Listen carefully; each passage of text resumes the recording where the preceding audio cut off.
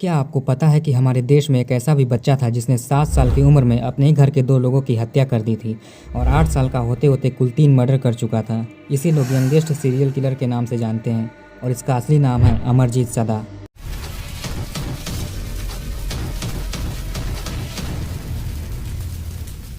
बिहार के बेगूसराय में मुसहरी नाम का एक गांव था।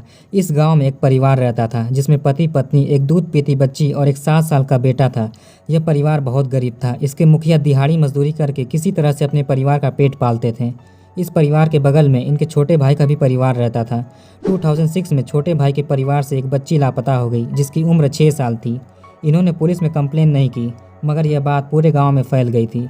गांव में क्या होता है कि सभी बच्चे आपस में मिलकर खेलते हैं। इनमें से एक बच्ची का गायब होना किसी से छुप नहीं सकता था। गांव में सभी लोग एक दूसरे को जानते हैं, सबको पता होता है कि कौन किसके घर का बच्चा है। लेकिन शहर में तो लोग अपने पड़ोसी तक को नहीं जानते। अपनी कहानी पर आए तो इस घटना को 6 महीने बीत चुके थे और इन्हीं दिनों में बड़े भाई के परिवार से एक 8 महीने की बच्ची भी लापता हो गई। यह बात भी पुलिस स्टेशन में रिपोर्ट नहीं हुई लेकिन गाँव में फैल गई थी। कहीं ना कहीं पुलिस को भी यह बात पता थी लेकिन इसकी पुष्टि करने के लिए कोई रिपोर्ट करने वाला नहीं था। गांव के लोगों को यह समझ नहीं आ रहा था कि ये हो क्या रहा है। 6 महीने के अंदर ही एक ही परिवार के 2 बच्चे गायब हो गए।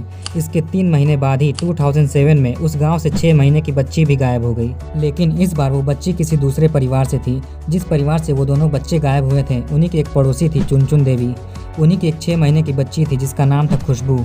चुनचुन देवी उसी गांव के प्राइमरी स्कूल में अपनी बच्ची के साथ थीं। अचानक उन्हें घर का काम याद आता है। वो अपनी बच्ची को वहीं पर सुलाकर घर का काम पूरा करने के लिए आती हैं, लेकिन जब वो वापस स्कूल में जाती हैं तो बच्ची गायब हो चुकी थी।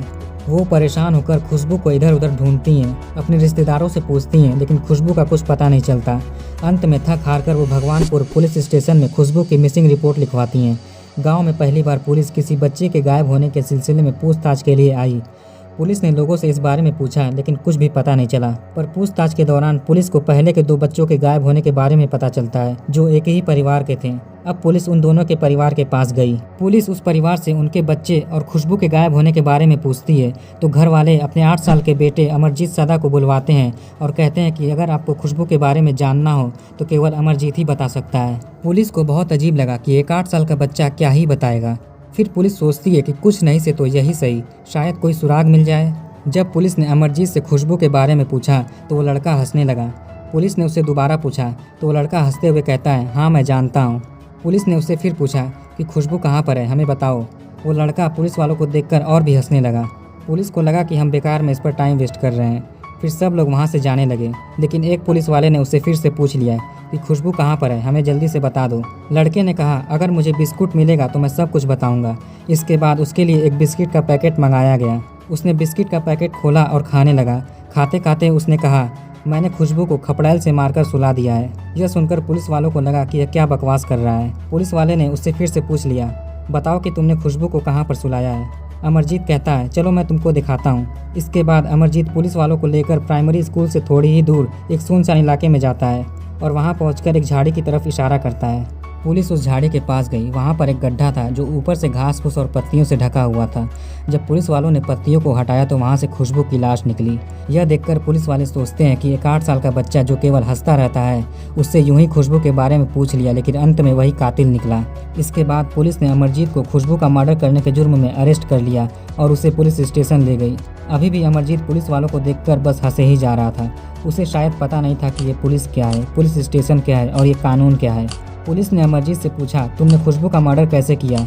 वो बिस्कुट खाते खाते बोला, पहले तो मैंने खुशबू को स्कूल से उठाया और उसे लेकर सुनसान इलाके में चला गया। वहाँ ले जाकर मैंने पहले खुशबू का गला दबाया, फिर खेत से ईंट उठाकर उसके सर पर जोर से मारा। इसके बाद उसे वहीं गड्ढे में छुपाकर चला आया। अमरजीत की ये बात सुनने के बाद पुलिस ने पहले के 2 बच्चों के बारे में सोचा जो गांव से गायब हो गए थे और इसी के परिवार से थे। पुलिस को शक हुआ कि कहीं उन दोनों बच्चों के गायब होने में इसका तो हाथ नहीं। पुलिस ने अमरजीत से पूछा, अच्छा ये बताओ तुमने और कितने लोगों को सुलाया है। यह सुनकर वो फिर से हंसने लगा। उसका बिस्किट भी खत्म हो गया था। इसके बाद अमरजीत ने कहा, मुझे और बिस्कुट दोगे तो बताऊंगा। उसके लिए फिर से बिस्किट का पैकेट मंगवाया गया। अमरजीत बिस्किट खाते खाते बोला, मैंने 2 और लोगों को सुलाया है, एक अपनी बहन को और दूसरी चाचा की लड़की को। यह सुनकर पुलिस वाले दंग रह गए। उनके सामने 8 साल का एक सीरियल किलर बैठा था जिसने एक के बाद एक 3 मर्डर किए थे और सबको सेम तरीके से मारा था। इसके बाद पुलिस ने अमरजीत के चाचा और उसके माँ बाप को पुलिस स्टेशन बुलाया। उनसे जब सख्ती से पूछताछ हुई तो उन्होंने पूरी कहानी सुनाई और कहा कि अमरजीत ने 9 महीने पहले अपने चचेरी बहन और अपनी सगी बहन को मारा था। उन्हें यह पता चल गया था कि अमरजीत ने ही मर्डर किया है, क्योंकि वो खुद आकर खुशी से बताता था। जब इसने अपनी 6 साल की चचेरी बहन का मर्डर किया तो घर वालों को लगा कि खेल खेल में लड़ाई झगड़ा हुआ होगा और इसलिए उसने ऐसा किया। इसके बाद अमरजीत के पिता ने उसे खूब पीटा था, लेकिन फिर 6 महीने बाद अपनी 8 महीने की बहन को ऐसे ही गला घोंटकर और सर पर ईंट मारकर उसका मर्डर कर दिया था। उसके माँ बाप ने मिलकर अमरजीत को खूब पीटा था। अमरजीत ने यह भी कहा था कि वो इसके बाद से ऐसा नहीं करेगा। उसके माँ बाप ने उसे एक बार और माफ़ कर दिया। चूँकि दोनों मर्डर परिवार में ही हुए थे, इसलिए हमने बातचीत करके आपस में ही मामला सुलझा लिया था। पुलिस ने अमरजीत के चाचा और उसके माँ बाप के बयान दर्ज कर लिए, लेकिन उनके मन में अभी भी एक सवाल था कि क्यों अमरजीत ने 3 लोगों की हत्या की और इसके पीछे का मोटिव क्या था, जिसका जवाब केवल अमरजीत ही जानता था।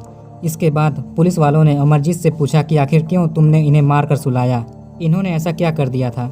अमरजीत बोला कि मुझे ऐसा करने में बहुत मज़ा आता है, जब मैं इनको तकलीफ़ में देखता हूँ तो मुझे बहुत अच्छा लगता है।